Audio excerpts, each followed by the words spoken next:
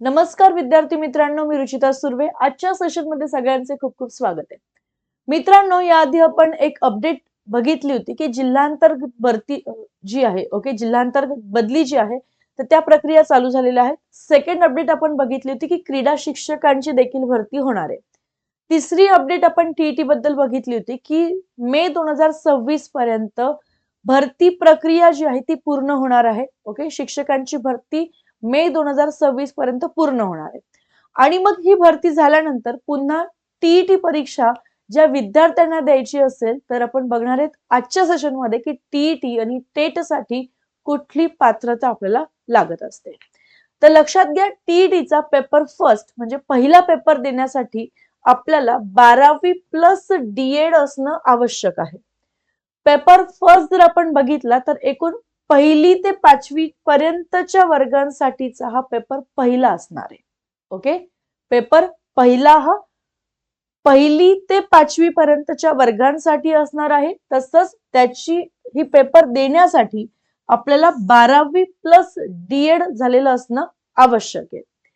त्यानंतर paper second जर आपण बघितला तर पेपर सेकंड असणारे क्लास 6 to 8 म्हणजे 6वी ते 8वीच्या वर्गासाठी आपल्याला पेपर सेकंड देणं आवश्यक असतो.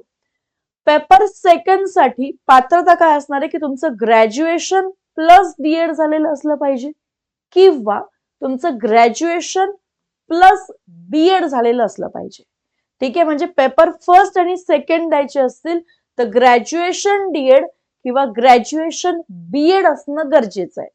यामध्ये अजून डिटेलमध्ये जर आपण बघितलं तर ग्रॅज्युएशन जर तुम्ही झालेले असाल, तुम्हाला पेपर सेकंड द्यायचा आहे, तर तुम्हाला ग्रॅज्युएशन मध्ये ओपन साठी 45% ओके असणं आवश्यक आहे. म्हणजे ग्रॅज्युएशनच्या मार्कशीट जे तुमचं असणार आहे लास्ट इयरचं 45% तुम्हाला असणं गरजेचं असणार आहे.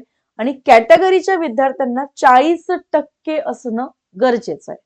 ठीक आहे, तरच तुम्ही पेपर सेकंड जो आहे तो देऊ शकताय.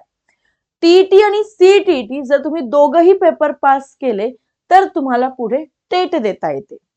टेट परीक्षा ही 6वी ते 8वीच्या वर्गांसाठी असते. यामध्ये लक्षात ठेवायचे तुम्हाला की टेटचा तुमचा जो स्कोर येणार आहे त्याच्यावरून तुम्ही पवित्र पोर्टलवर नोंदणी करत असतात आणि त्या तुमच्या टेटच्या स्कोर वरून तुमचं सिलेक्शन जे आहे ते पवित्र पोर्टलच्या मार्फत जे आहे ते होत असतं. म्हणून टेट जर द्यायची असेल तर डीएड आणि टीईटी किंवा सीईटी पास असणं गरजेचं आहे आणि टेटच्या स्कोर वरूनच तुमचं फायनल सिलेक्शन जे आहे ते पवित्र पोर्टलवर होत असतं.